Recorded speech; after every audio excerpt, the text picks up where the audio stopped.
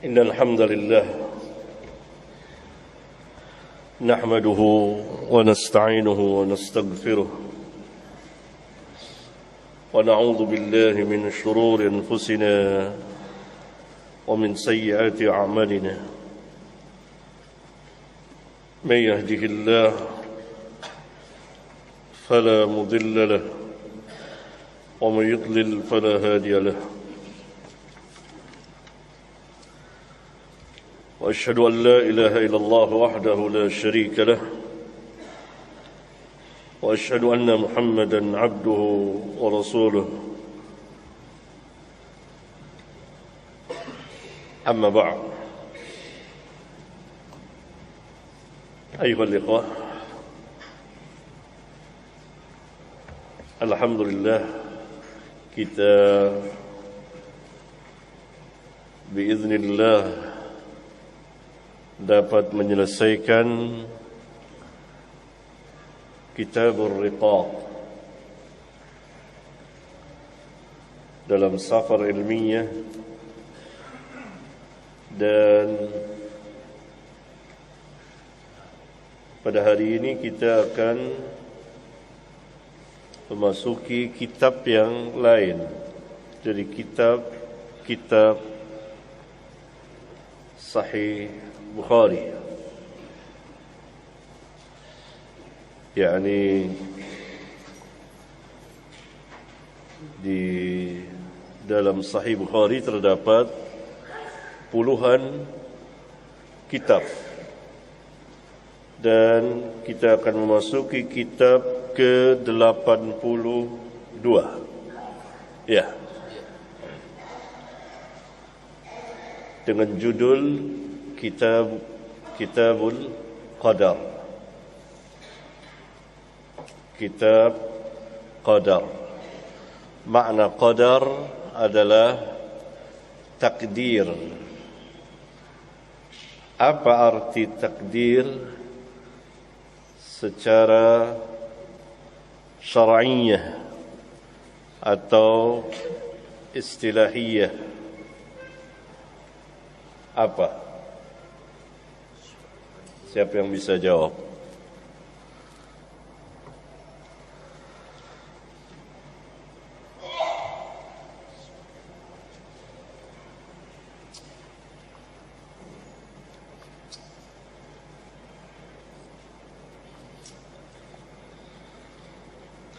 Apa arti takdir secara syar'iyyah?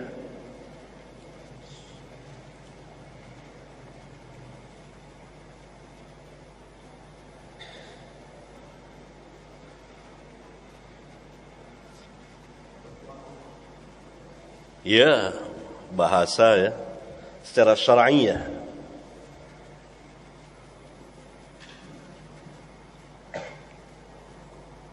Ya.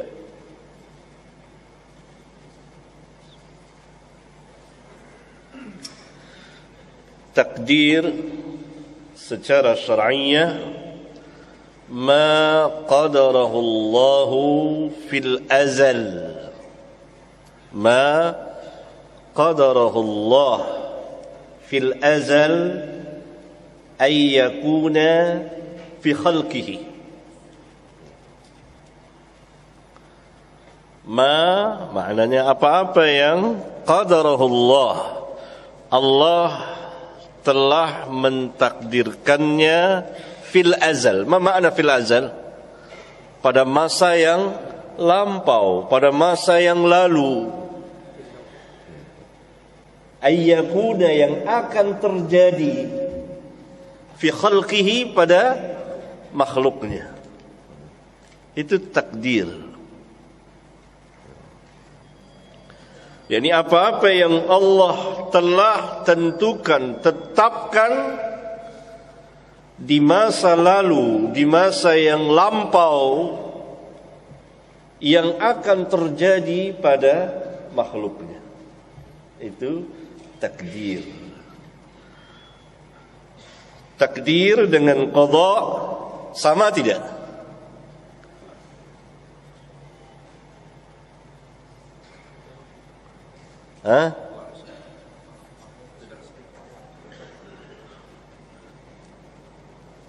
Apa?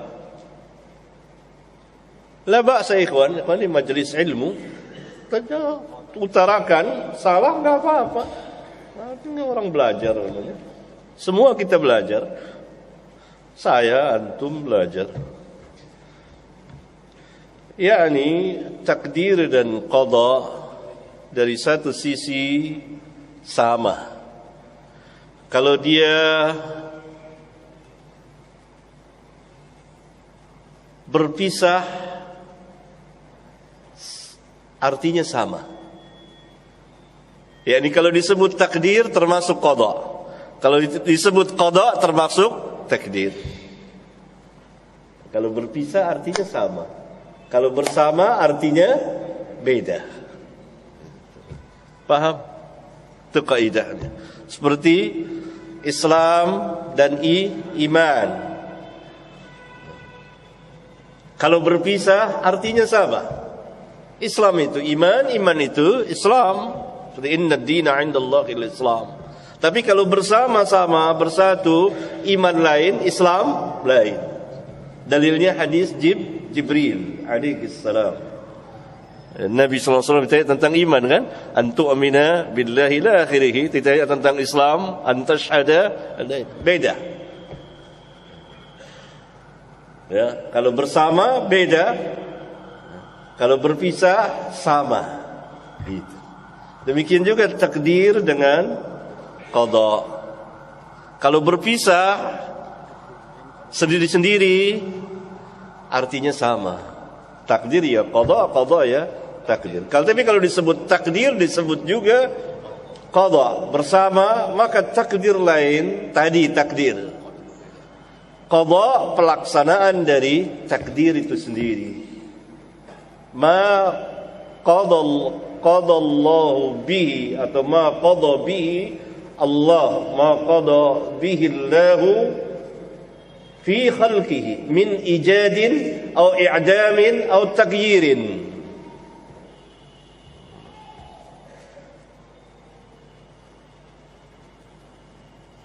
Ma qada bihi Allah min ijadin wujud, yani keberadaannya, apa yang Allah tentukan ada, wa i'damin dan tidak adanya, wa taghyirin dan terjadi perubahan. Berarti takdir terlebih dahulu dari qada. Ini menurut pendapat yang lebih sahih. Berarti Allah Jalla Dzikruhu telah mentakdirkan segala sesuatu di alam semesta ini, apa yang akan terjadi pada makhluknya. Itu takdir. Ma qadarahu Allahu fil azal. Dalilnya mana? Dalam ayat Quran dan hadis ada. Saya jelaskan dalam kitab Al-Masail ada. Jilid 10.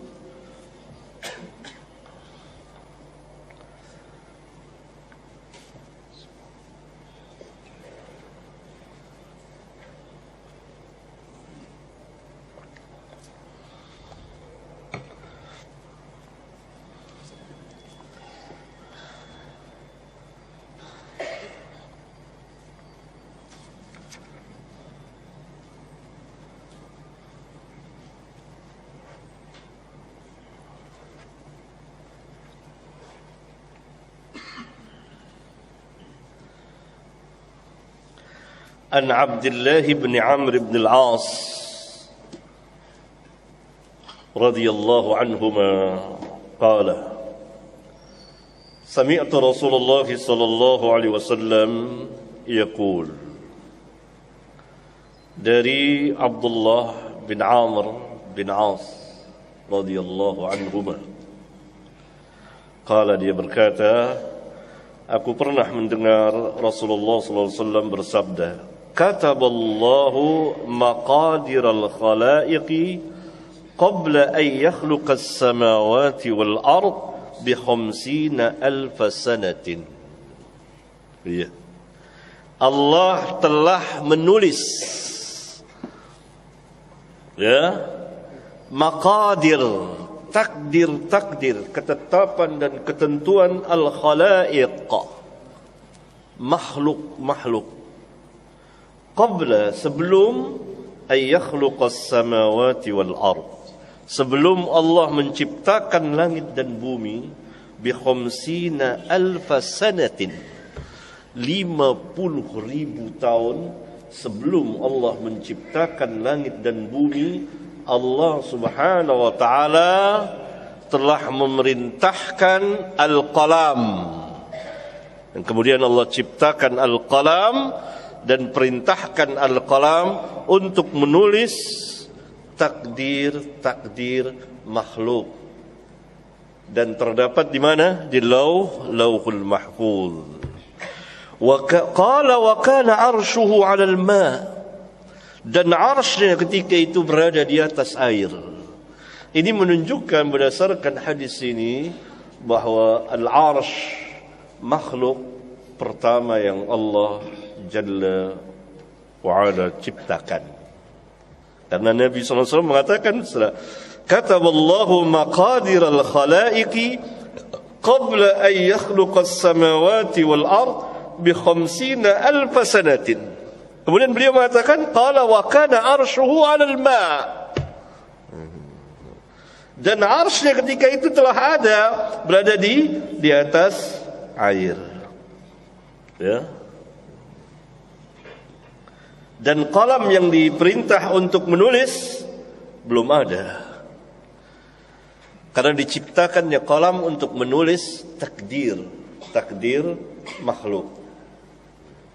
Takdir makhluk di alam semesta ini.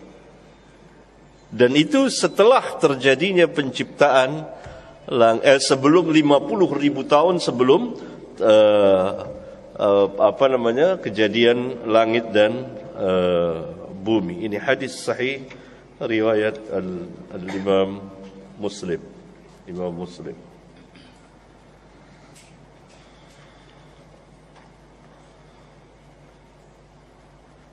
Syekhul Islam, sini saya menukil perkataan Syekhul Islam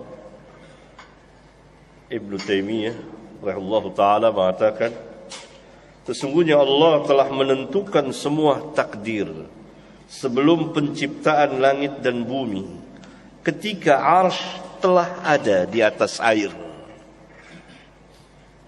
Kaum salaf telah berselisih, apakah arsy atau qalam yang pertama kali diciptakan, menjadi dua kaul pendapat. Sebagaimana telah diterangkan oleh Al-Hafidh Abu Nuaim Al-Ala Al-Hamdani dan yang selainnya. Tetapi yang lebih sahih di antara kedua pendapat itu, bahwa arsy lah yang pertama kali diciptakan. Sedangkan yang berpendapat sesungguhnya qalamlah yang pertama kali diciptakan, berhujjah dengan hadis yang diriwayatkan oleh Abu Daud di sunannya dan yang selainnya dari Ubadah. Kemudian beliau membawakan hadisnya. Kemudian Syekh mengatakan, sesungguhnya yang menjadi pendapat kami bahwa yang sahih arsy-lah yang pertama kali diciptakan. Karena yang demikian itu telah sabit, yakni ditetapkan di dalam hadis sahih yang diriwayatkan oleh Muslim di sahihnya. Kemudian beliau membawakan hadis tadi. Kemudian beliau mengatakan, maka hadis ini menunjukkan sesungguhnya Allah telah menetapkan takdir ketika arsy telah ada di atas air. Maka arsy telah ada tercipta ketika takdir ditentukan. Tidak diciptakan sesudahnya. Kemudian beliau pun berdalil juga dengan hadis Imran bin Husain tentang permasalahan takdir. Nanti akan saya bawakan di sini. Lalu beliau mengatakan, adapun hadis yang pertama kali Allah ciptakan adalah qalam, kemudian Allah memerintahkannya untuk menulis apa yang akan terjadi sampai hari kiamat, itu adalah penjelasan tentang penciptaan alam yang Allah ciptakan dalam 6 hari. Sedangkan takdir alam ini terjadi sebelum penciptaannya. Paham gak kata-katanya? Takdir terjadi sebelum penciptaan. Gak mungkin takdir terjadi sesudah penciptaan. Dan yang pertama kali diciptakan dari sebab-sebab penciptaan alam ini adalah qalam. Karena takdir makhluk terdahulu dari penciptaan makhluk. Ini kaidahnya. Ajib ya.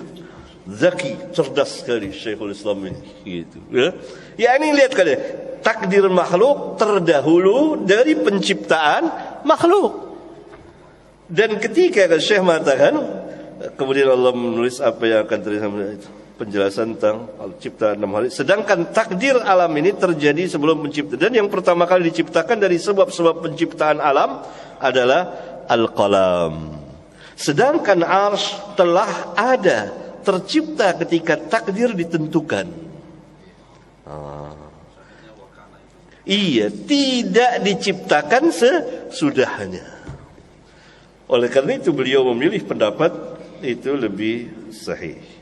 Muridnya mengatakan, Ibnu Qayyim, di dalam hadis ini terdapat dalil bahwa penciptaan arsy lebih dahulu dari penciptaan qalam.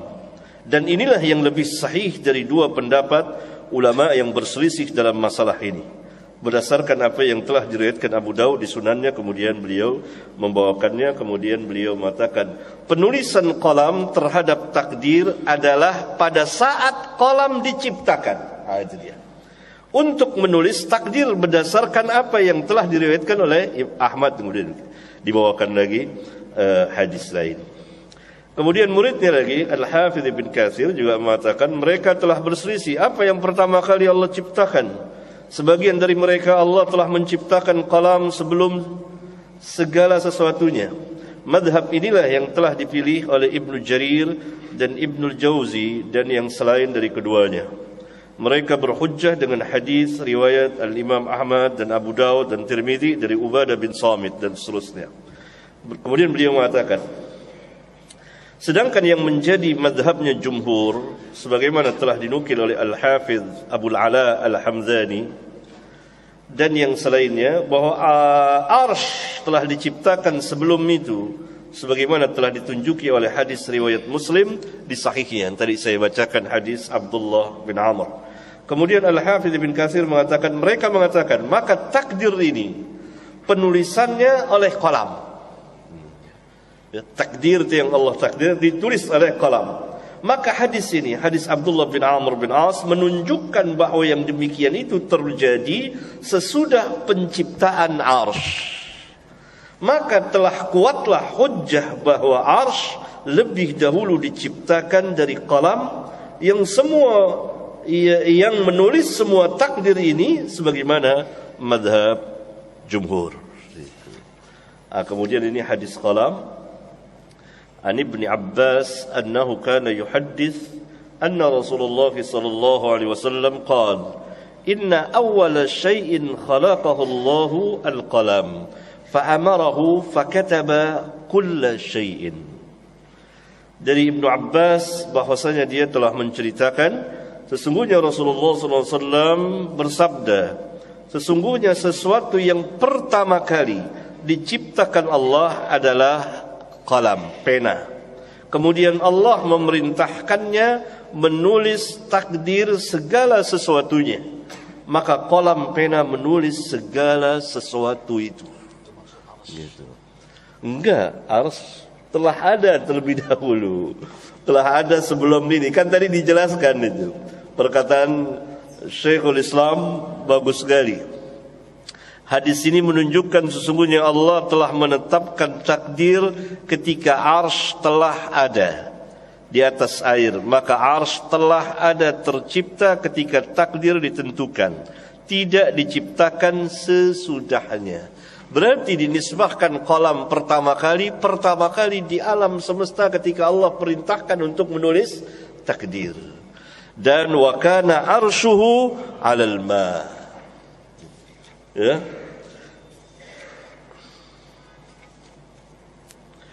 Kemudian hadis yang lain, hadis Imran bin Husain. Qala inni 'inda an-nabiy sallallahu alaihi wasallam idh ja'ahu qaumun min bani Tamim. Faqala iqbalu al-bushra ya bani Tamim. Qalu bashartana fa'atina. Dari Imran bin Husain radhiyallahu anhu, dia berkata, sesungguhnya aku pernah berada di sisi atau bersama Nabi sallallahu alaihi wasallam.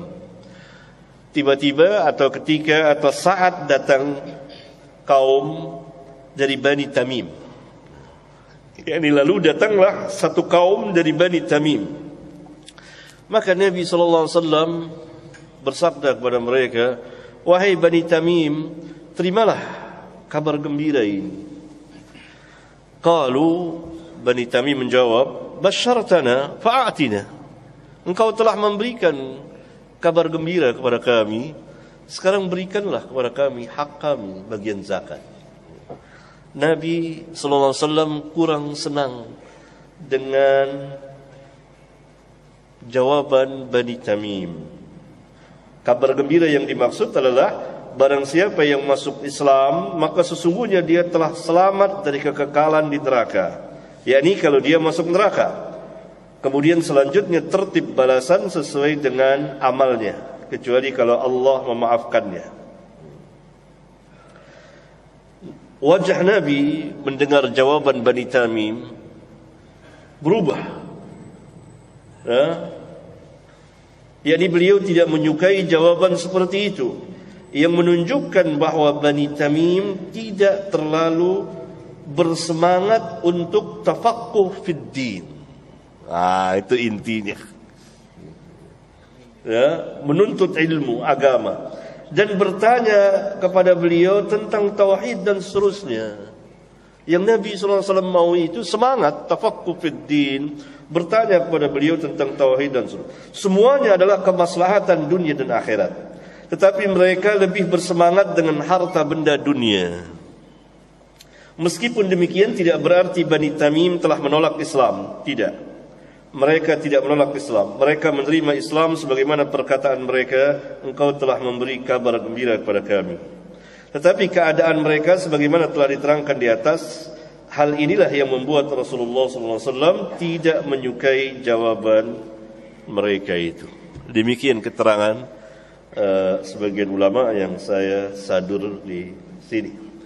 Lalu setelah Bani Tamim, fadakhala nasun min ahli Yaman.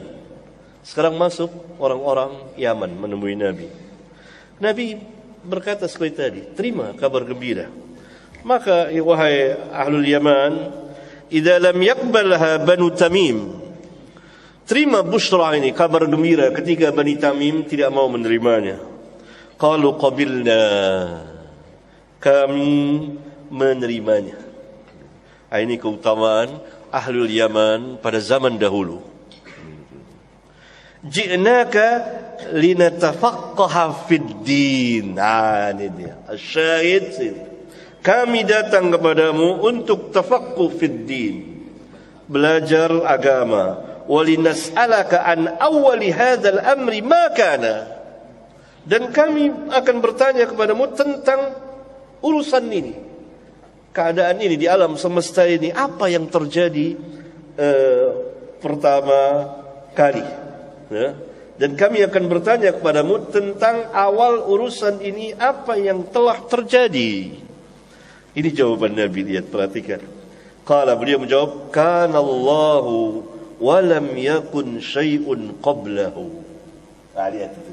Kana Allahu, Allah telah ada dan tidak ada sesuatu pun sebelum Allah.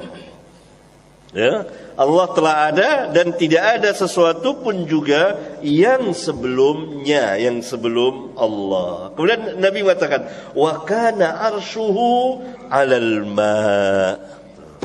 Ini lebih jelas lagi hadis ini. Dan arsy-nya adalah berada di atas air. Hal ini jelas sekali, kan Nabi SAW katakan, kana Allah telah ada dan tidak ada siapapun juga sebelum Allah. Kemudian Allah menciptakan arsy, maka adalah arsy itu. Karena itu Nabi SAW mengatakan, wa kana arshuhu 'alal ma'. Ini juga hujjah dari sebagian ulama yang mengatakan bahwa arsy makhluk yang pertama kali Allah ciptakan. Thumma khalaqas samawati wal ard. Kemudian Allah menciptakan langit dan bumi. Wa kataba fi dzikri kulla syai'in, dan Allah telah menulis fi dzikri. Di dzikri di mana? Lauhul mahfuz. Kulla syai'in, takdir sekalian makhluk. Oleh kerana itu beriman kepada takdir harus memenuhi 4 rukun atau asas. Ini saya singgung di kitab Syarh Aqidah Salaf. Ada enggak? Oh, enggak ada. Ada. Ya, Pak bawa dia, Pak.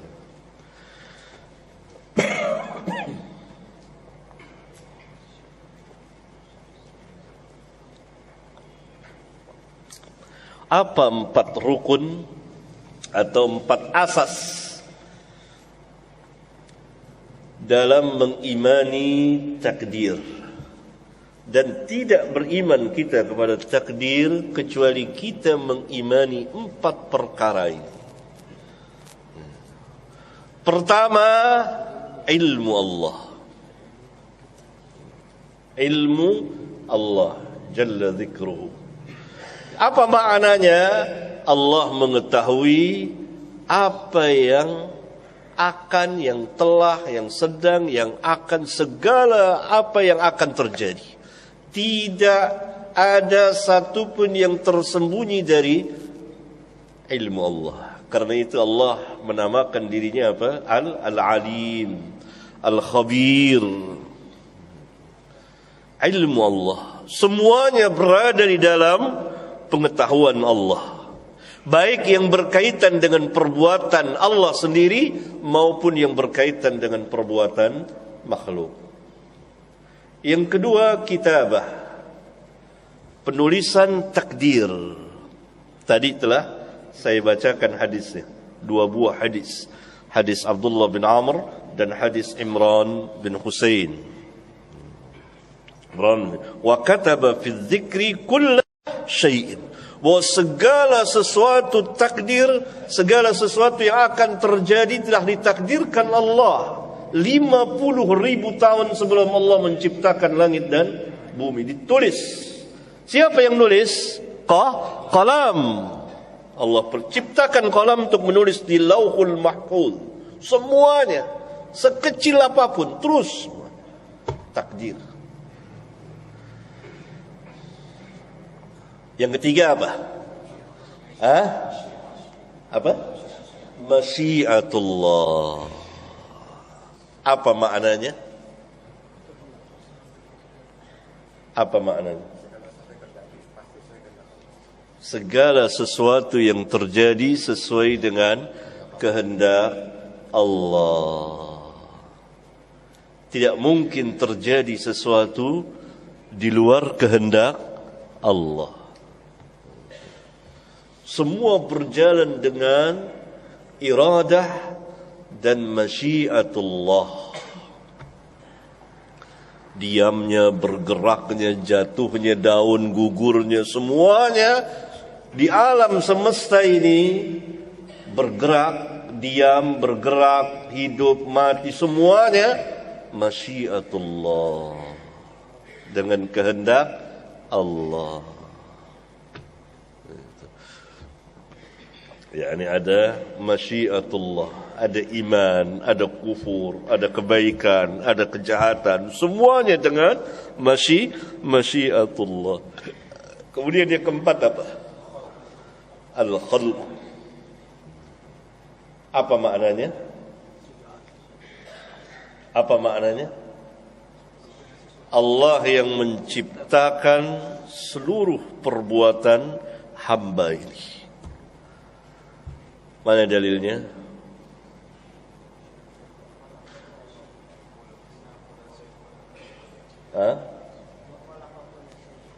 La, bukan. La. Apa? Huwa wa ma ta'malu. Dia menciptakan kamu dan menciptakan amal kamu. Menciptakan. yakni penciptaan Allah, bahwa Allah yang menciptakan perbuatan hamba. Tetapi hamba secara hakiki yang melakukannya, bukan Allah. Rabbuna Azza wa Jal katakan, huwa khalaqakum wa ma ta'malun. Wallahu khalaqakum wa ma ta'malun. Dia Allah yang menciptakan kamu dan menciptakan amal kamu. Allah tidak katakan bahwa dia fa'il. Lihat perbedaan antara maf'ul dengan al-fi'al. Di sini sesatnya firqah sesat. Rabbuna Azza wa Jalla katakan, wallahu khalaqakum wa ma ta'malun. Allah yang menciptakan kamu dan menciptakan amal kamu. Allah tidak katakan bahwa dia yang mengerjakannya. Berarti siapa yang mengerjakannya? Hamba secara hakiki. Beda antara maf'ul. Wa ma ta'malun itu maf'ul. Sedangkan secara hakiki hamba yang mengerjakan itu al-fi'lu. Fa'ilnya siapa? Allah atau makhluk? Makhluk. Itu. Paham? Wallahu khalaqakum wa ma ta'malun. Bagian pertama jelas Allah yang menciptakan kamu dan amal kamu. Berarti amal itu maf'ul. Maf'ul, amal itu. Maka ahlu sunnah membedakan antara maf'ul dengan al-fi'lu. Perbuatan. Perbuatan itu dikerjakan oleh siapa? Allah atau makhluk? Makhluk. Karena Allah tidak katakan bahwa dia yang melakukan. Tidak, dia yang menciptakan. Kan tadi sudah ada masyiatullah. Seseorang tidak akan bisa bergerak kecuali dengan izin Allah. Semuanya di bawah kekuasaan Allah. Allah yang menciptakan kita, Allah yang menciptakan perbuatan. Siapa yang menciptakan kehendak? Allah. Kemauan, pilihan, semuanya. Hakikatnya hamba sendiri yang mengerjakannya. Karena itu beriman kepada takdir membuat seseorang itu bersemangat, bukan berputus asa. Beriman kepada takdir membuat orang itu bersemangat, beramal. Luar biasa keimanan kepada takdir itu. Luar biasa, besar sekali. Kita lihat tadi kekuasaan Allah. Dari 4 asas itu. Ilmu, berarti segala sesuatu berada di bawah pengetahuan Allah. Semua, tidak ada yang lewat, sedikit pun juga.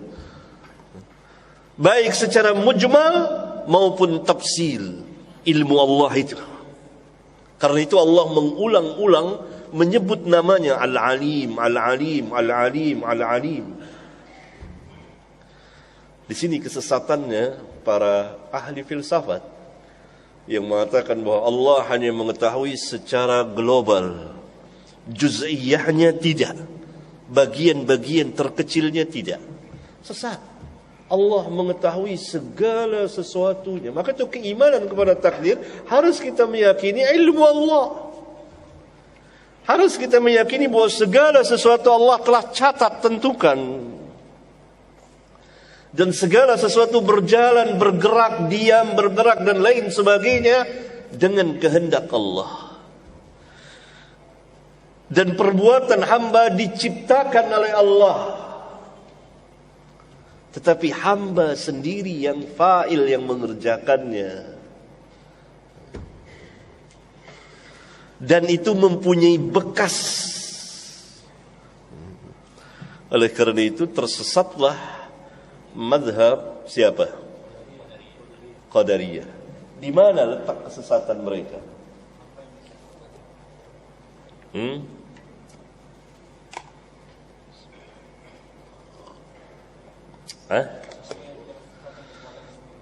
Iya. Pertanyaannya sekarang, takdir ada berapa macam? Dua. Bukan. Bukan.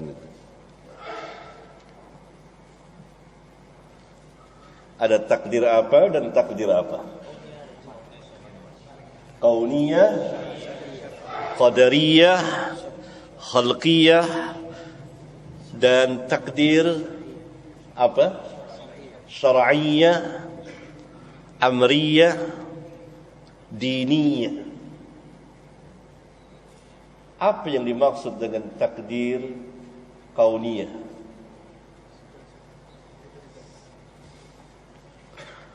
Segala sesuatu yang dikehendaki Allah, baik atau buruknya pasti terjadi. Dia terkait dengan apa? Iya, semua makhluk.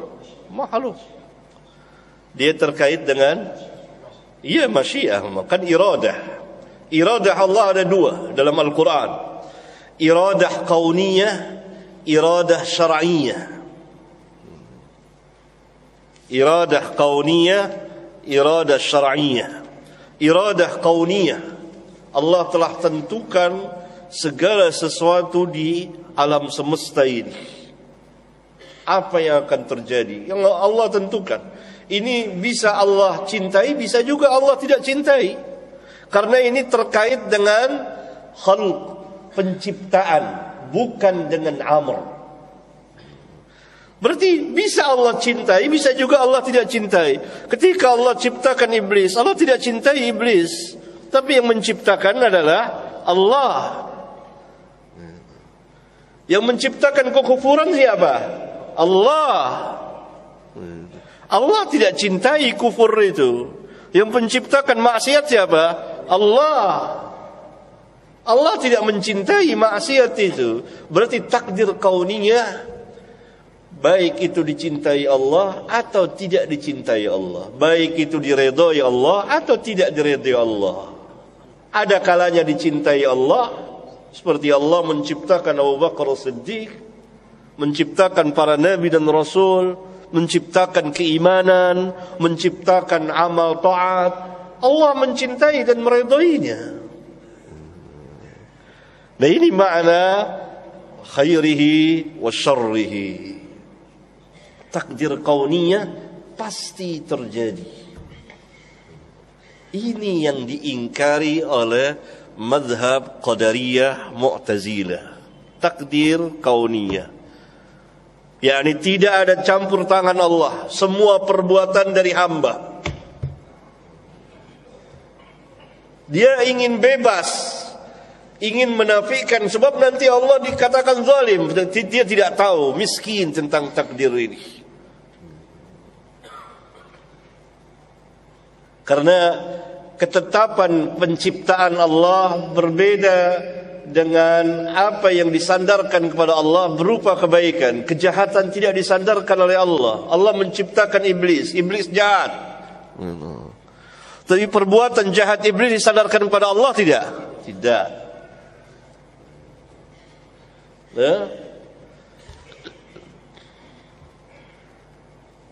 Nah, mazhab Mu'tazilah itu mengingkari takdir kauniyah, khalqiyah, qadariyah.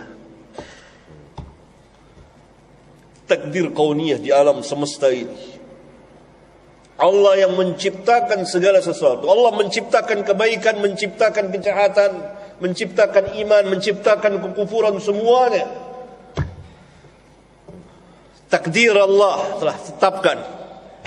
Ini yang diingkari Mu'tazilah. Dia mengingkari, sesat dia. Tapi dia ingin lolos dari satu perkara, terjerumus kepada perkara yang lebih besar. Seperti orang ingin menahi munkar, tetapi kemungkaran yang ditimbulkan lebih besar. Apa kemungkaran? Apa yang lebih besar ditimbulkan Mu'tazilah?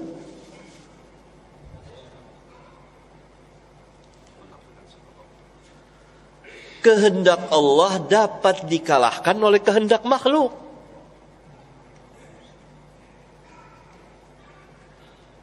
Karena Mu'tazilah mengatakan bahwa Allah tidak ada campur tangan. Orang mau beriman, mau kafir, itu kehendak dia sendiri. Bukan kehendak Allah, tidak ada takdir kauniyah, enggak ada. Berarti apabila Allah Subhanahu wa taala telah memerintahkan si kafir untuk beriman, lalu si kafir enggak mau, kan begitu? Allah menghendaki si kafir beriman, tetapi si kafir enggak mau. Berarti yang menang kehendak siapa? Kehendak kafir. Maha suci Allah dari apa yang dikatakan Mu'tazilah itu. Kalau Allah menghendaki seorang kafir, jadilah dia kafir.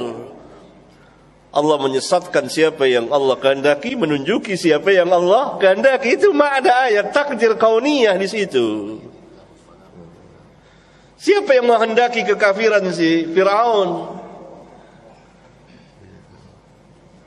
Itu takdir kauniyah. Lihat Mu'tazilah terjerumus kepada masalah yang lebih besar. Apa mungkin terjadi di alam sesuatu ini, di alam semesta ini, apa yang Allah tidak kehendaki? Tidak mungkin. Semuanya dengan kehendak Allah.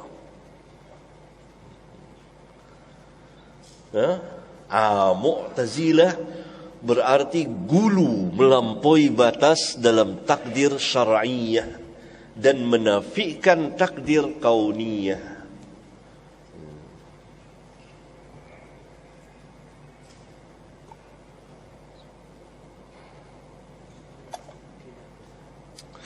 Paham antum? Yakni tidak ada satupun yang terjadi di alam semesta ini tanpa kehendak Allah. Gak ada. Sebab kalau ada, berarti ada satu kehendak yang mengalahkan kehendak Allah. Paham itu kaidahnya?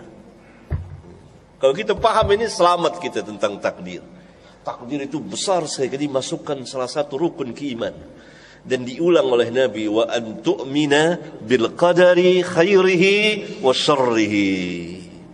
Dan Rabbuna mengulang-ulang tentang takdir.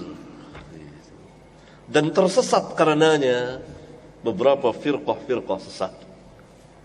Yang sudah jelas Qadariyah, Mu'tazilah dan Jabariyah, Jahmiyah. Berarti Qadariyah ini gulu, melampaui batas di dalam takdir syar'iyah. Dan dia menafikan takdir kauniyah. Takdir kauniyah itu kehendak Allah di alam semesta ini. Allah menghendaki si fulan kafir, si fulan beriman. Ini takdir rahasia Allah Jalla wa'ala. Kalau Mu'tazilah enggak ada takdir kauniyah.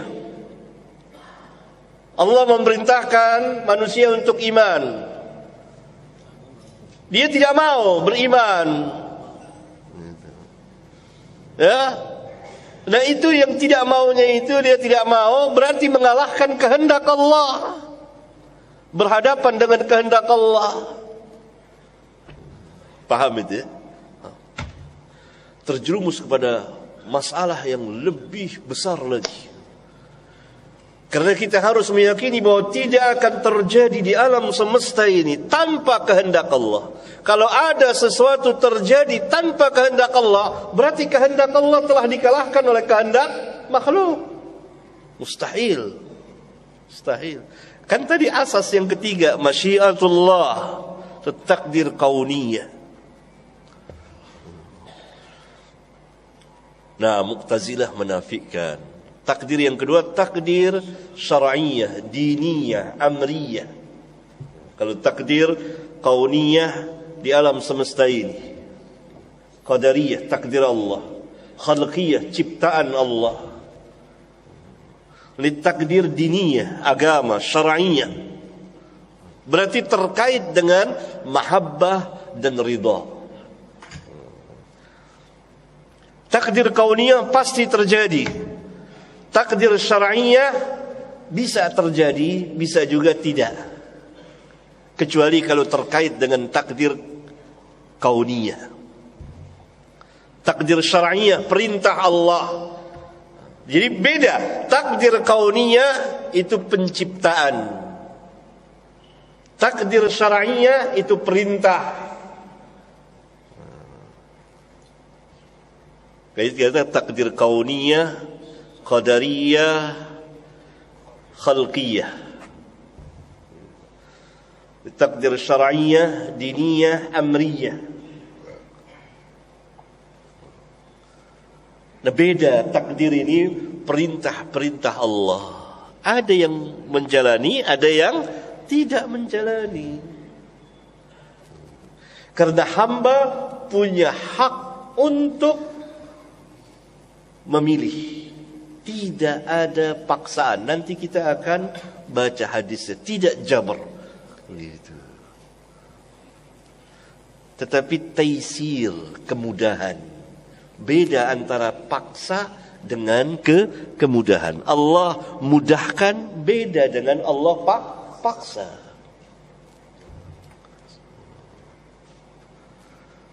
Nah, Jabariyah mengingkari takdir syar'iyah. Dia gulu terhadap takdir kauniyah. Semuanya serba takdir. Berarti perbuatan manusia dipaksa. Allah sebagai fa'il, bukan manusia. Tadi sudah bacakan ayatnya. Wallahu khalaqakum wa ma ta'malun. Allah yang menciptakan amal. Berarti amal maf'ul. Al-fi'lu, perbuatan itu yang mengerjakan hamba. Allah bukan fa'ilnya, bukan pelakunya. Pelakunya adalah hamba. Allah hanya menciptakan amal perbuatan hamba itu. Sedangkan hamba mempunyai hak untuk memilih. Tidak ada paksaan. Nah, mazhab Jabariyah itu semuanya adalah takdir kauniyah. Enggak ada takdir syar'iyah. Lihat, perhatikan dua kelompok sesat di dalam Islam sampai pada hari ini.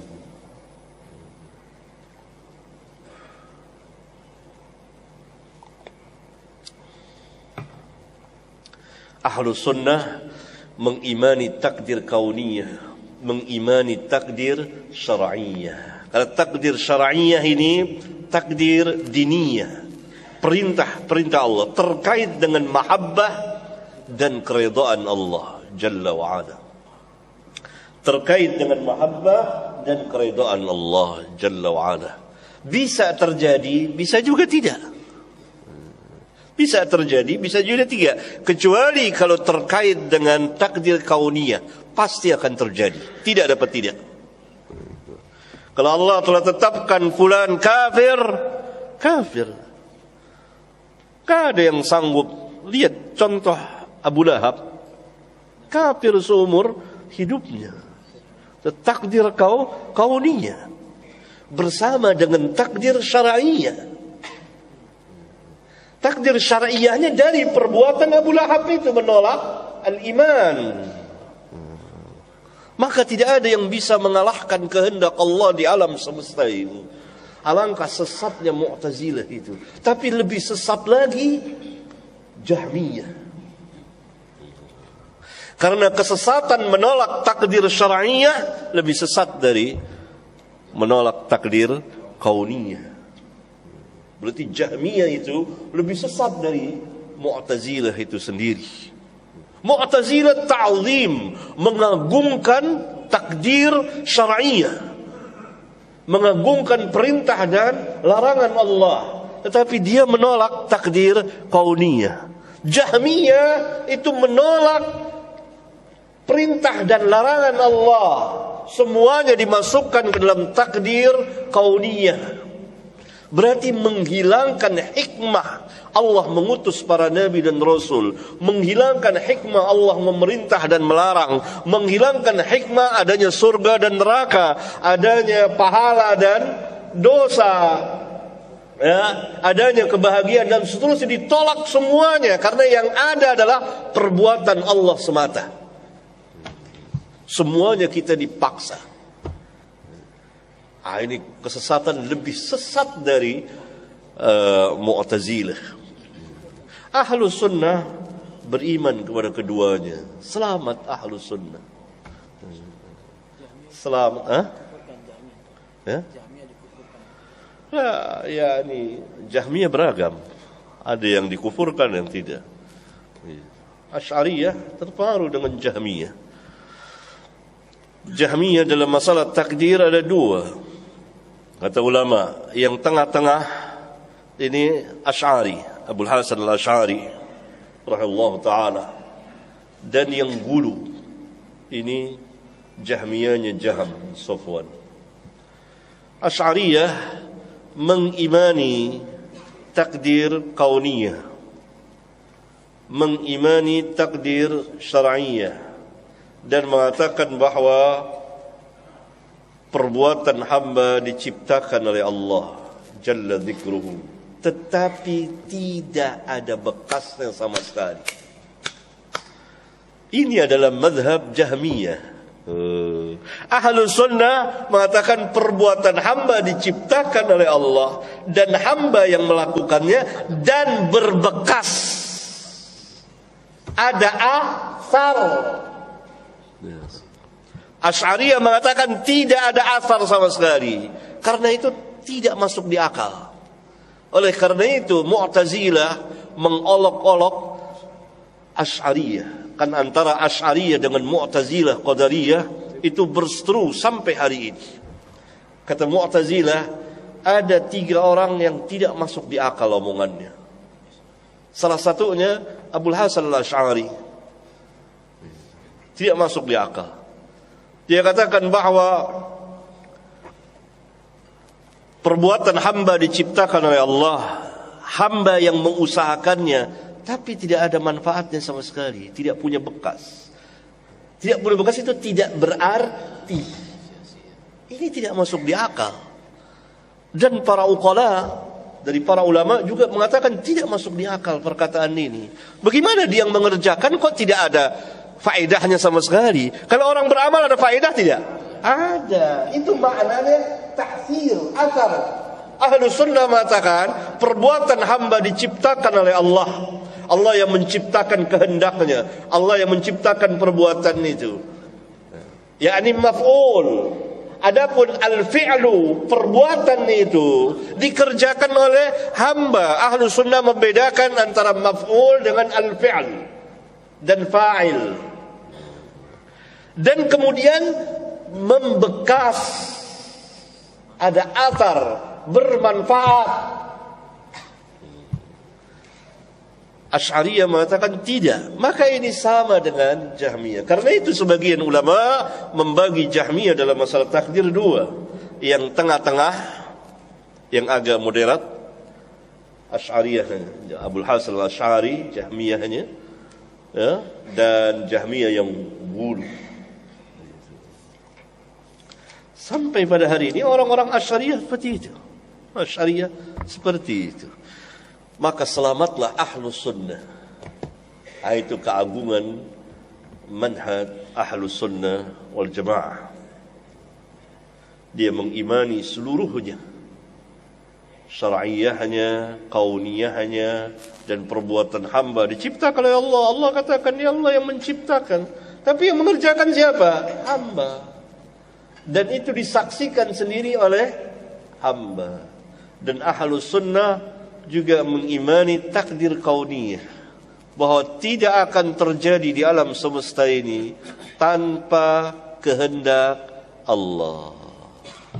Takdir kauniyah inilah yang sering kita katakan Masya Allahu kana wa ma lam yasha lam yakun. Masya Allahu kana, apa-apa yang Allah kehendaki pasti akan terjadi. Wa ma lam yasha lam yakun, tidak akan terjadi. Tapi Mu'tazilah mengatakan bahwa masyiah makhluk lebih tinggi, bisa mengalahkan masyiah Allah. Berarti ada yang terjadi yang Allah tidak kehendaki. Itu menurut Mu'tazilah. Alangkah sesatnya mereka.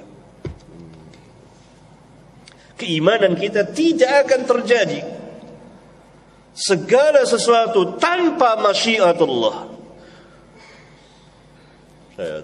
Di akhir surat Takwir, wa ma tasyauna illa an yasha Allahu rabbul alamin. Ini takdir kauniyah, khalqiyah. Alangkah besarnya iradah Allah itu.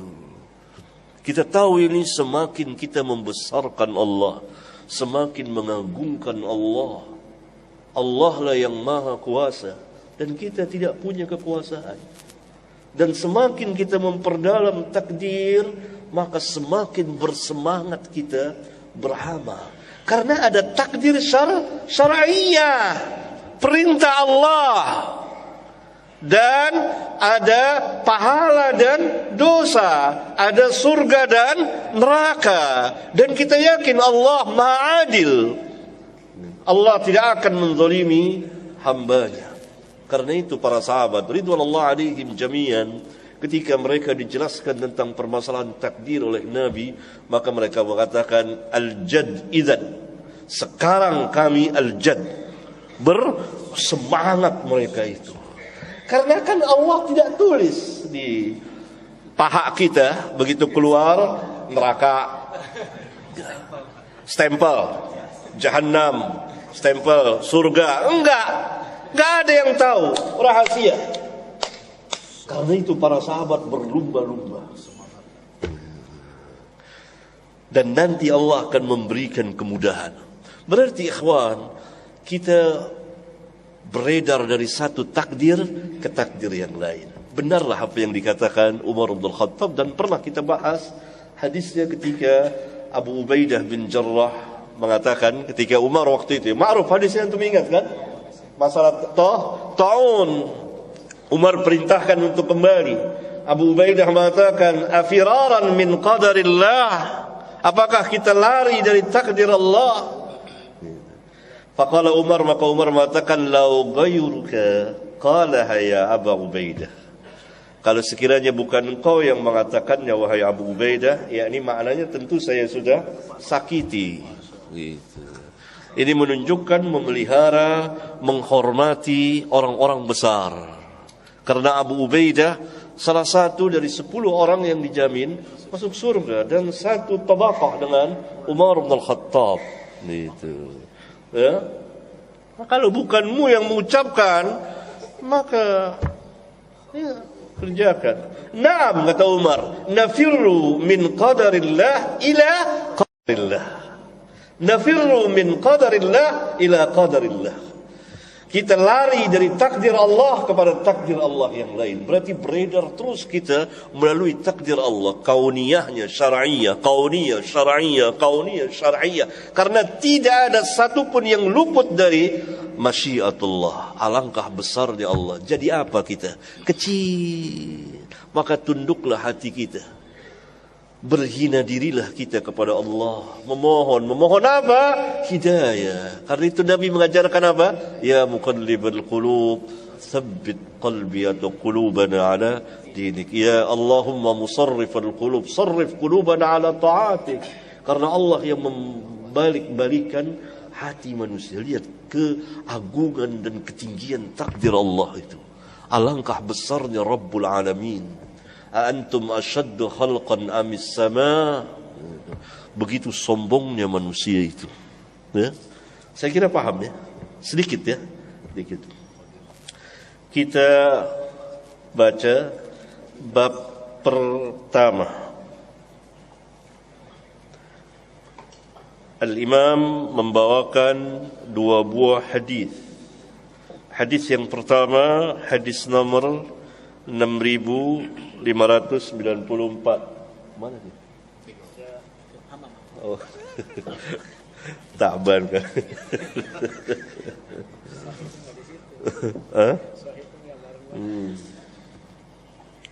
6594. Haddatsana Abul Walid Hisham bin Abdul Malik At-Tayalisi. حدثنا شعبة أنبأني سليمان الأعمش. Dalam riwayat yang lain nanti di kitab Tauhid, Syu'bah mengatakan haddatsana al-A'mash. Berarti kaum mutaqaddimin tidak membedakan antara inba dengan tahdits, dengan sama. Sulaiman bin Mihran al-A'mash qala sami'tu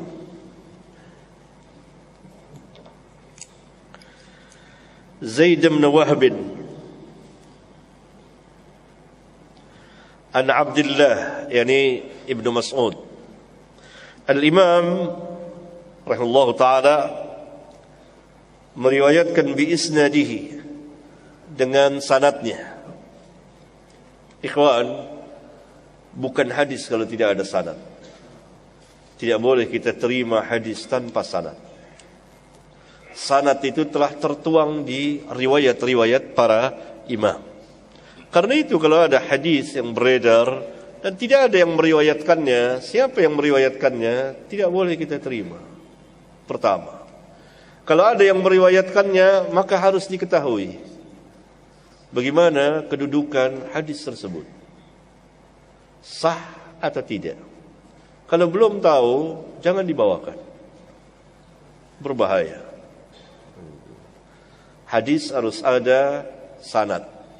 Kita tahu sanadnya ada yang meriwayatkan, seperti Bukhari, Muslim, Abu Daud, dan berpuluh bahkan beratus imam penulis hadis, banyak sekali. Seperti ini. Qala, berkata Abdullah bin Mas'ud, haddatsana Rasulullah sallallahu alaihi wasallam wa huwa as-sadiqul masduq, yani al-mukhbir bil qawlil haqq, orang yang mengabarkan atau menceritakan perkataan yang hak, as-sadiq, orang yang selalu berkata benar. Wal masduq ma'nahu alladhi yasduqu lahu fil qawl, yuqal sadaqtahu al-hadith idza akhbartahu bihi ikhbaran jaziman. Jadi orang yang selalu, yakni orang yang benar, berkata benar dan selalu dibenarkan perkataannya, tidak bohong, karena lawan benar adalah dusta. Qala inna ahadakum yujma', sesungguhnya salah seorang dari kamu yujma'u, dikumpulkan, fi batni ummi, dalam riwayat yang lain di Sahih Bukhari ini juga dan yang lain-lain, berupa nutfah. Kalimat yujma' kan menunjukkan tadinya bercerai. Sahih, tadinya bercerai. Lalu terkumpul di dalam rahim. Dalam rahim berupa nutfah selama 40 yauman, selama 40 hari berupa nutfah. Nutfah laki-laki putih, tebal, kasar. Nutfah perempuan lembut, tipis, berwarna kuning.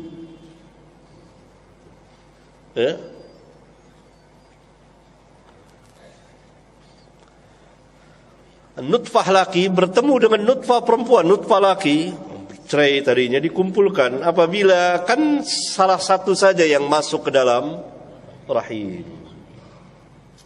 Rahim, tempat yang kokoh, masuk di situ. Selama 40 hari berkembang. Nanti ada malaikat ini jadi manusia atau tidak, keguguran atau tidak, jadi laki atau perempuan, dan begitu seterusnya. Thumma yakunu alaqatan mithla dhalik, kemudian berubah menjadi alaqah.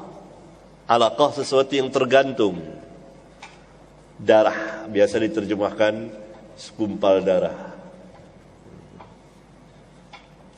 Thumma yakunu mudghatan mithla dhalik, kemudian 40 hari tadi kedua berupa alaqah, 40 hari ketiga berupa mudghah. Mudghah itu adalah daging tanpa tulang, segumpal daging.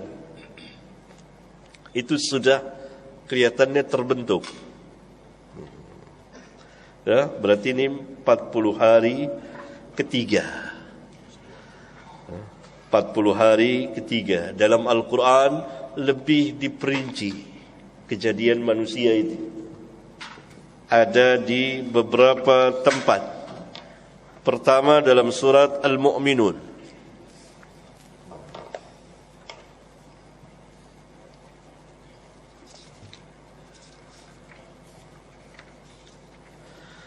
Di awal surat.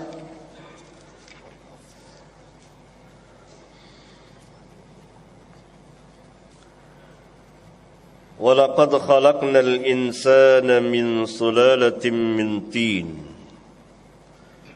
Dan sesungguhnya kami telah ciptakan manusia dari sulalah, saripati, tin, tanah. Ini berarti Adam. Bukan kita yang diciptakan dari tanah, Adam. ثُمَّ جَعَلْنَاهُ, kemudian kami jadikan keturunannya nutfatan, dari nutfah mani, fi qararin makin, lihat, di tempat yang kokoh, di tempat yang kokoh. Thumma khalaqna nutfata 'alaqah. Ini dia. Kemudian kami jadikan, ciptakan nutfah itu 'alaqah. Di hadis menerangkan kapan prosesnya, 40 hari. 40 hari berupa nutfah, 40 hari berupa 'alaqah. Fa khalaqna al-'alaqata mudghatan. Kemudian kami ciptakan al-'alaqah itu menjadi mudghah. Fa khalaqna al-mudghata 'idhaman. Kemudian kami ciptakan mudghah itu tulang belulang, tulang-tulang. Berarti prosesnya di 40 hari atau kira-kira memasuki 40 hari ketiga, maka mulai terbentuk menjadi manusia jisimnya, ya? Dan sampai terus nanti karena mudghah, maka berbentuklah dia menjadi idhaman, tulang. Fakasawna al-idhama lahman. Kemudian kami bungkus lagi tulang-tulang itu dengan daging. Berarti mani, kemudian darah, kemudian segumpal daging, kemudian tulang tersusun terbentuk, kemudian dibungkus lagi dengan daging. Lalu apa kata Allah? Tsumma ansha'nahu khalqan akhar. Kemudian kami ciptakan dia makhluk yang lain. Beda. Saya beda dengan antum, antum beda dengan ini. Itu makna thumma ansha'nahu khalqan akhar, berbeda-beda. Fatabarakallahu ahsanul khaliqin. Ini prosesnya. Berarti 120 hari itu ke atas mulai tulang. Kemudian nanti terus berjalan sampai 9 bulan, ia terbungkus, jadilah lengkap manusia itu. Thumma ansha'nahu khalqan akhar. Thumma innakum ba'da dzalika lamayitun. Kemudian sesudah itu kamu akan mati, berada di alam kubur. Thumma innakum yaumal qiyamati tub'atsun. Nah, gitu. Proses kejadian manusia, jadilah dia dalam perut ibunya, kemudian keluar ke dunia, kemudian mati, berada di alam kubur, kemudian Allah bangkitkan lagi. Thumma yab'atsu Allahu malakan. Kemudian Allah mengutus seorang malaikat.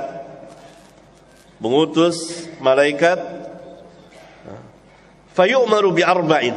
Kemudian Allah memerintahkan malaikat untuk menulis 4 perkara. Pertama, birizkihi wa ajalihi wa syakiyun au sa'idun. Ini 4 atau 3? 4. Mana coba ngitungnya gimana? Rizki, ajal, sa'id dan sa'id, yunfaqu fil ardh. Yang keempatnya kena yunfaqu fil ardh. 3 atau 4? Kalau yang sampai sa'id.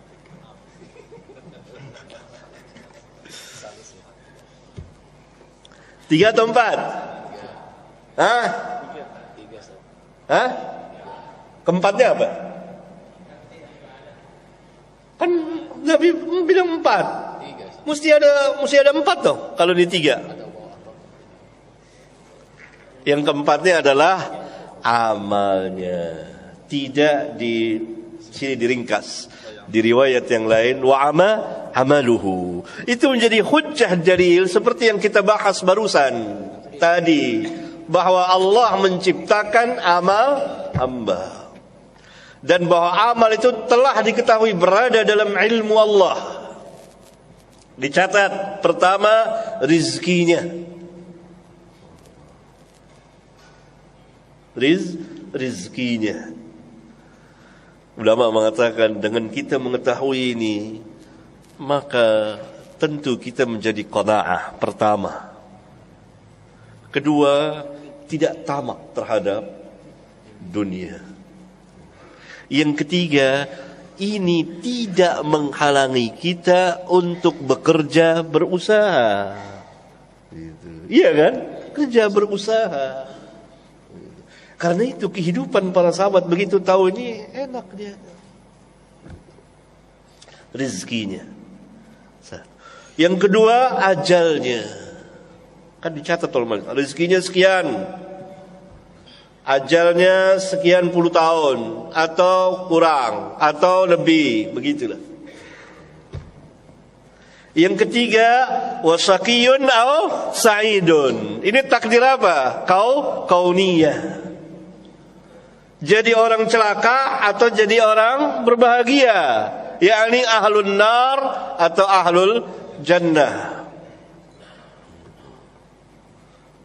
Syaqiyun atau sa'idun. Ini yang ketiga. Di malaikat ini.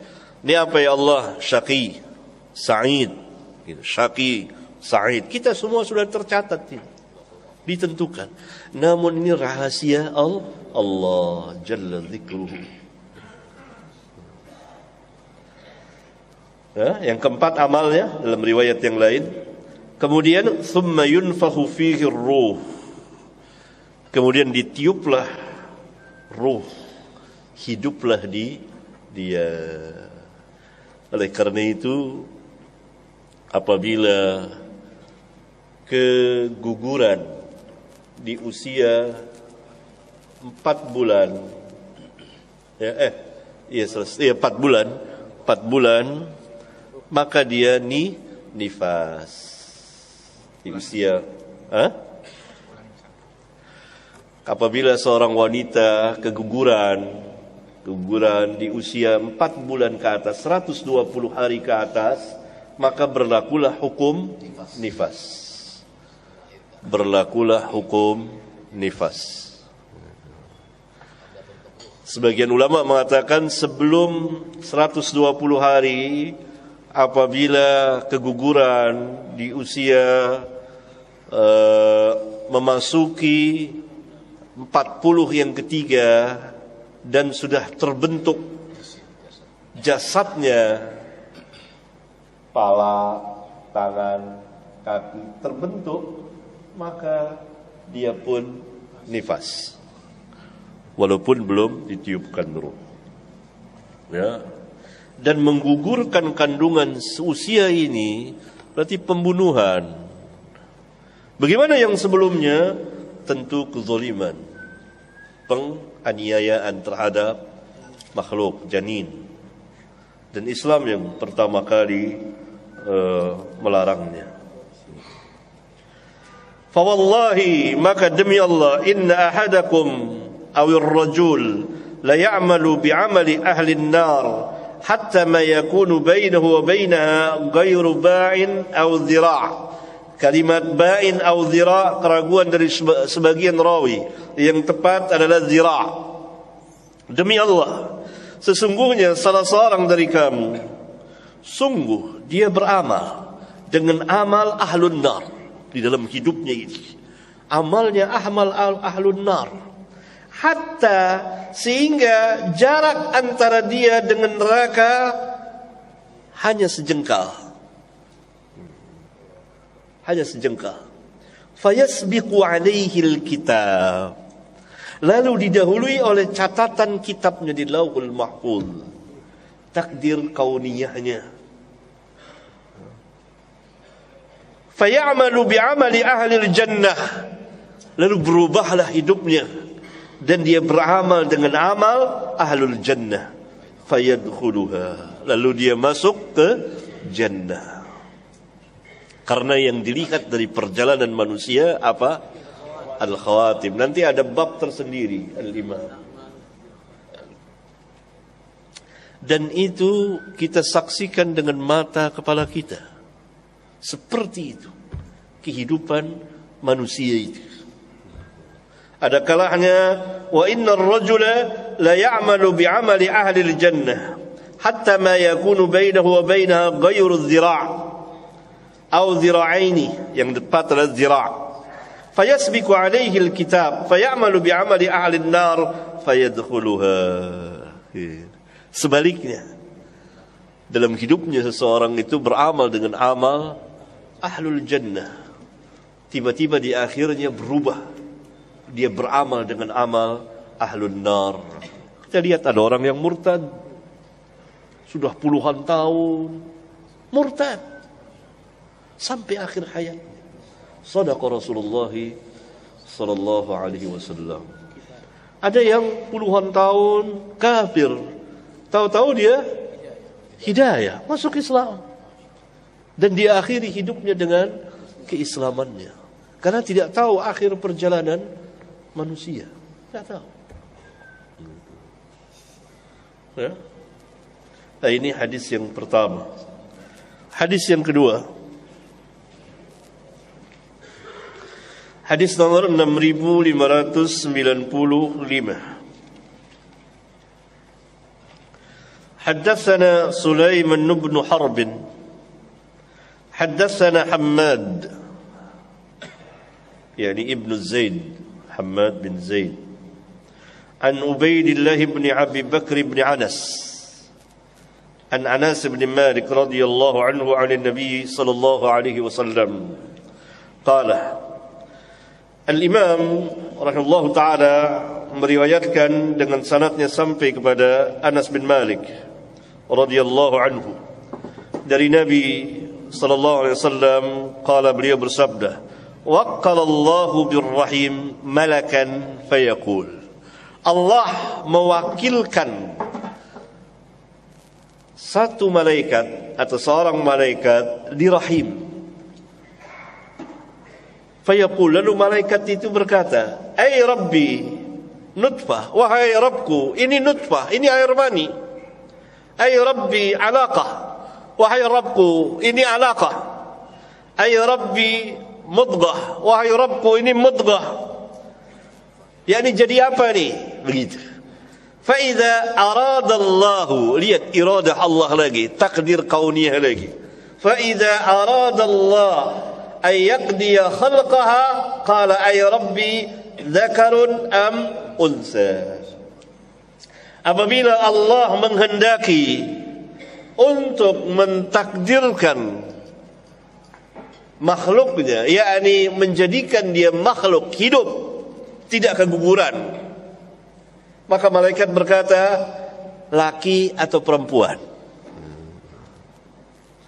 asyaqiyun am sa'idun, jadi orang celaka atau orang berbahagia. Famal rizqu, famal ajal, bagaimana rezekinya dan ajalnya? Fayuktabu kadzalika fi batni ummihi, maka dicatatlah rezekinya, ajalnya, amalnya, jadi orang baik, jadi orang celaka di perut ibunya itu. Berarti kalau dua hadis ini kita lihat, berarti ada malaikat yang mencatat di usia 120 hari tentang rezeki, tentang amal, tentang ajal, tentang syaqiyun am sa'idun, dan ada juga malaikat yang ada di rahim. Lihat nanti ada mani, ada darah, ada mudghah. Kalau Allah menghendaki, ada Allah iradah jadi manusia, maka malaikat bertanya lagi, laki atau perempuan. Ya, laki atau perempuan. Nah, proses menjadi laki dan perempuan itu Nabi SAW telah menjelaskannya. Ada kitab saya menanti buah hati nggak? Oh, nggak ada, ya udah. Caranya. Barangkali kawan-kawan mau mempraktekannya. Sehingga ada yang ingin punya anak laki, semuanya dengan irada Allah. Semuanya telah ditakdirkan oleh Allah. Tapi juga kita memohon kepada Allah. Ada usaha syar'iyah. Dan Allah melalui perantara Nabi-Nya yang mulia sallallahu alaihi wasallam telah menjelaskannya. Anak itu kadang-kadang serupa dengan ayahnya, serupa dengan ibunya. Kadang-kadang mirip ayah dan ibu. Kemudian jadi anak laki, kemudian jadi anak perempuan. Semuanya berjalan dengan biiznillah, dengan izin dan irada Allah. Tapi ada asbab, sebab-sebab syar'iyah yang bisa dilakukan oleh seseorang. Ini. Saya jelaskan cukup panjang sih.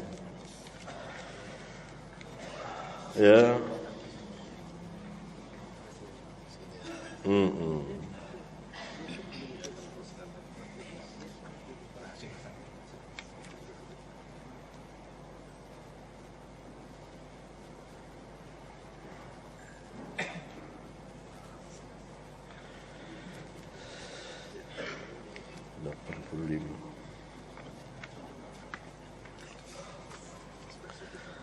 Pasal ke-13 dengan judul bagaimanakah anak itu menjadi laki-laki atau perempuan dan serupa dengan orang tuanya di dalam rahim.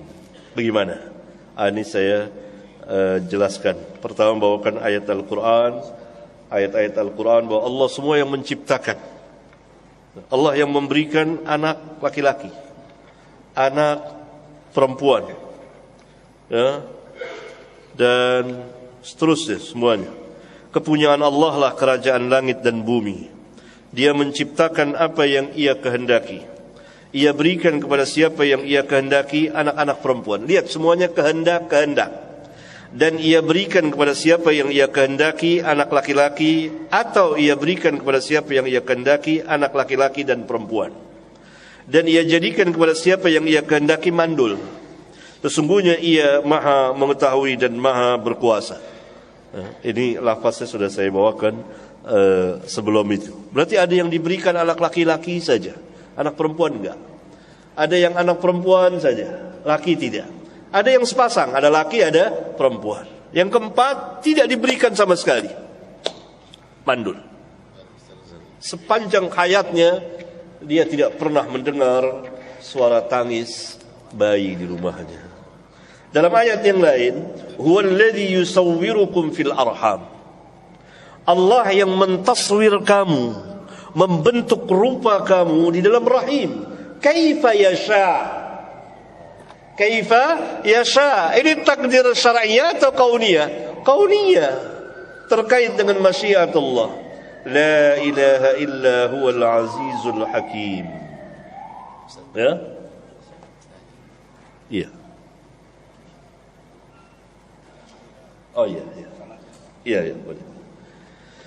Ikhwan, kita salatkan saudara kita, salatkan penuh dengan kekhusyuan, karena salat jenazah sangat bermanfaat bagi mayit. Apalagi kalau itu disalatkan oleh orang-orang yang tauhidnya khalis.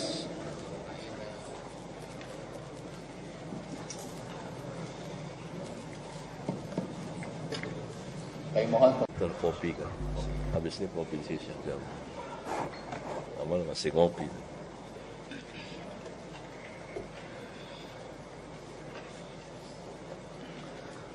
Kita lanjutkan ikhwan.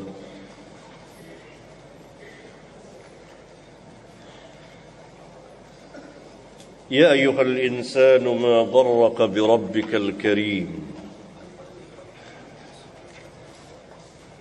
Hai manusia,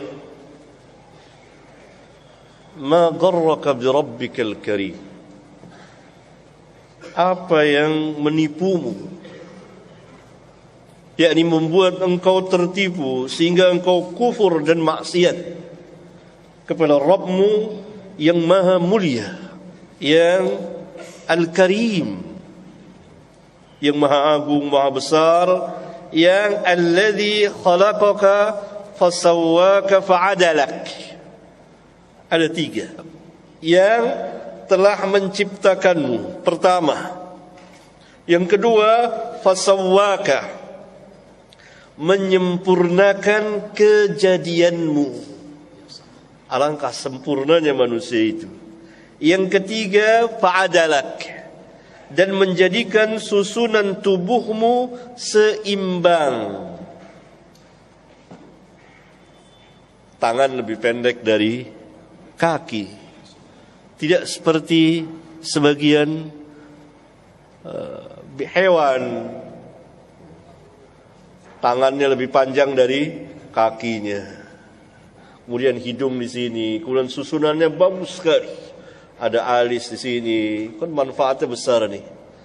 Kalau nggak ada ini keringat turun terus. Dalam waktu sejenak mungkin mata kita buta, karena kan keringat mengandung garam.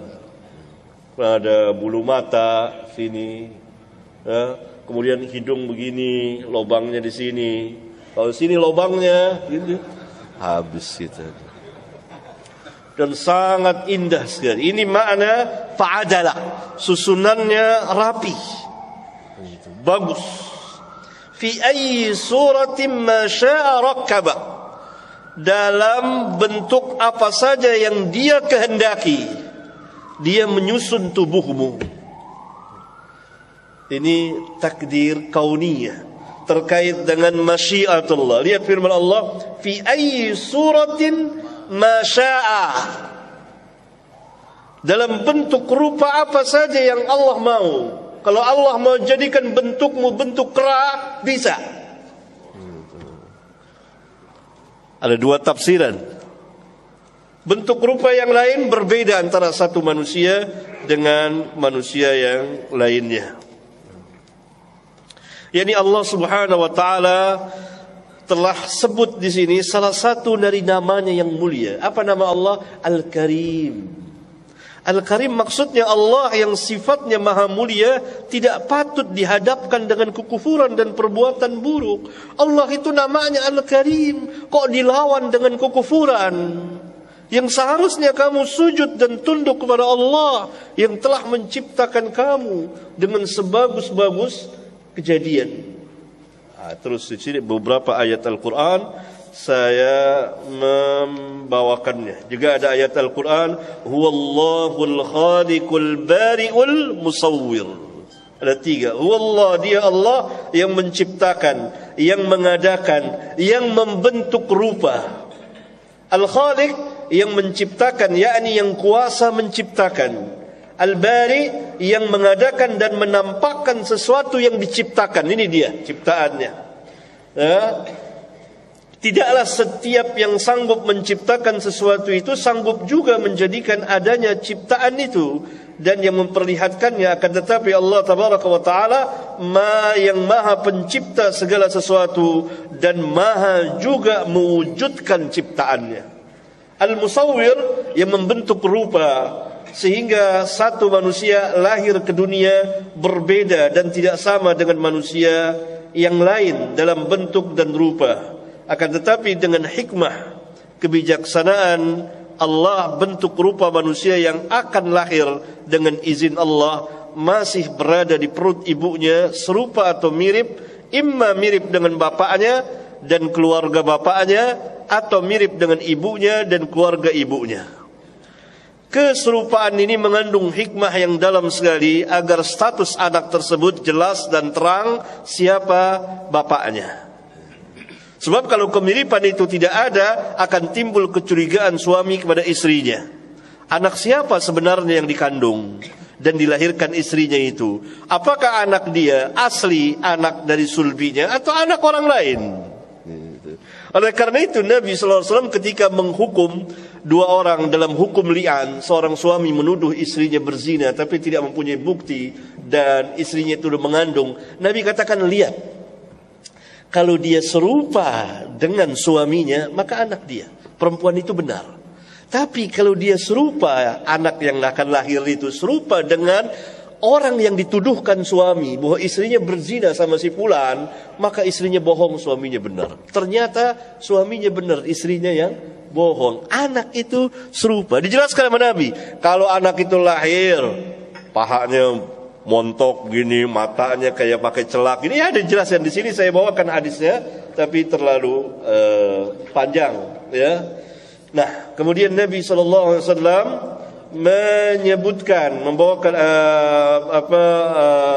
ada sebuah hadis bahwa Nabi SAW ditanya oleh seorang perempuan, ya Rasulullah, inna Allah la yastahi minal haq, fahal 'alal mar'ati min ghuslin idza ihtalamat. Wahai Rasulullah, kata seorang perempuan, yakni Ummu Sulaim, ibunya Anas, perbedaan antara perempuan Muhajirin dan Ansar itu sangat mencolok. Perempuan Muhajirin tertutup, gitu. Yakni seperti perempuan-perempuan kebangsaan, gitu, ningrat, gitu, perempuan-perempuan yang biasa tertutup, malu dianya, malu, dan sangat penurut sama suaminya, tidak pernah suara tinggi. Itu perempuan Muhajirin. Beda dengan perempuan Ansar, vulgar, terbuka, gitu. Beda dengan perempuan Ansar. Sehingga dia Ummu Sulaim, ibunya Anas kan, terbuka dia. Ya Rasulullah, Allah enggak malu dari kebenaran. Perempuan itu kalau mimpi dia mandi tidak? Gitu. Faqala Nabi sallallahu alaihi wasallam, "Na'am, iya. Idza ra'atil ma'." Apabila dia melihat air. Faghattat Ummu Salamah ta'ni wajhaha. Maka Ummu Salamah perempuan Muhajirin malu mendengar pertanyaan itu. Dia tutup mukanya gitu. Seperti umumnya perempuan kalau malu, dia tutup mukanya. Wa qalat ya Rasulullah wa tahtalimul mar'ah. Ya Rasulullah, apakah wanita itu juga bermimpi? Maksud bermimpi ini mimpi apa? Mimpi basah. Qala na'am. Iya. Taribat yaminuki fabima yushbihuha waladuha. Taribat, nah benar, berdebu kedua tanganmu. Ini istilah bahasa yang biasa beredar.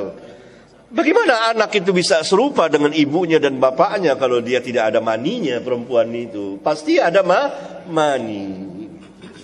Dalam hadis yang lain Nabi SAW mengatakan, ma'ur rajul abyad wa ma'ul mar'a asfar. Idza ijtama'a fa'ala maniyur rajuli maniyil mar'ati adhkaran biiznillah. Wa idza 'ala maniyul mar'ati maniyur rajuli nasan biiznillah. Artinya air mani laki-laki itu putih, sedangkan air mani perempuan itu kuning. Maka apabila keduanya berkumpul di dalam rahim, lalu mani laki mengalahkan mani perempuan, jadilah anak laki-laki dengan izin Allah. Dan apabila mani perempuan mengalahkan mani laki-laki, jadilah anak perempuan dengan izin Allah. Lafaz ala saya terjemahkan dengan mengalahkan, yang dimaksud ialah air maninya lebih banyak dari yang lain, sehingga menutup dan mengalahkannya. Maka dengan sebab itu jenis anak pun bagi yang mengalahkan dengan izin Allah. Oleh karena itu janganlah kecewa apabila tidak terjadi atau terjadi sebaliknya. Karena Nabi yang mulia SAW tegas mengatakan dengan izin Allah, biiznillah. Maka kalau Allah Subhanahu wa taala tidak izinkan, pasti tidak akan terjadi. Itu untuk jadi anak laki dengan izin Allah. Maka mani antum harus mengalahkan mani istri antum. Jadi anak laki. Biiznillah. Biiznillah. Jadi anak laki. Dengan izin Allah. Bagi yang belum punya anak laki dan dia pengen anak perempuan. Kalau perempuan sebaliknya, istri yang mengalahkan maninya. Luar biasa, luar biasa. Ya? Ini pengajaran Nabi yang mulia alaihi salatu wassalam. Dan innallaha la yastahyi 'anil haq. Allah tidak malu dalam menjelaskan ini. Ini hadis sahih riwayat Bukhari, Muslim dan lain-lain. Amma syabahu, kata Nabi, adapun keserupaan anak fil walad, fa innar rajula idza ghashiya al mar'ati fasabaqaha ma'uhu kana syabahu lahu. Wa idza sabaqa ma'uha kana syabahu laha. Artinya adapun kesamaan rupa pada anak serupa dengan kita, bapaknya atau dengan ibunya, maka sesungguhnya seseorang laki-laki apabila dia menyetubuhi istrinya, lalu air maninya keluar mendahului air mani istrinya, niscaya anak akan serupa dengannya. Dan apabila air mani istri keluar mendahuluinya lebih dahulu, niscaya anak akan serupa dengan istrinya. Jadi kalau antum keluar lebih dahulu dan lebih banyak, jadi anak laki yang serupa dengan antum. Biiznillah. Iya kan? Ini hadis. Bukan dari saya, ini dari hadis Nabi yang mulia sallallahu alaihi wasallam. Iya. Demikian juga sebaliknya. Nah, itulah sebab-sebab terjadinya anak laki dan serupanya antara anak itu dengan ayahnya dan keluarga ayahnya, atau dengan ibunya dan keluarga ibunya, atau kemiripan ada pada keduanya. Semuanya biiznillah. Luar biasa. Ya. Nah, ini faedahnya belajar hadis. Kata Nabi SAW dalam hadis yang lain, ayyun nutfataini sabaqat ila rahim galabat ala syabah. Mana saja di antara dua nutfah, mani laki dan perempuan yang lebih dahulu masuk ke dalam rahim, kesamaan ada pada dia. Keserupaan ada pada dia. Kemudian saya membuat kesimpulan, dan ada juga para ulama membuat kesimpulan, kemudian saya bandingkan dengan apa yang diterangkan oleh Al-Hafidh Ibn Hajar dalam mensyarahkannya. Barangkali ini ikhwan, subhanakallahumma wa bihamdika asyhadu an la ilaha illa anta astaghfiruka wa atubu ilaik. Wassalamu alaikum warahmatullahi wabarakatuh.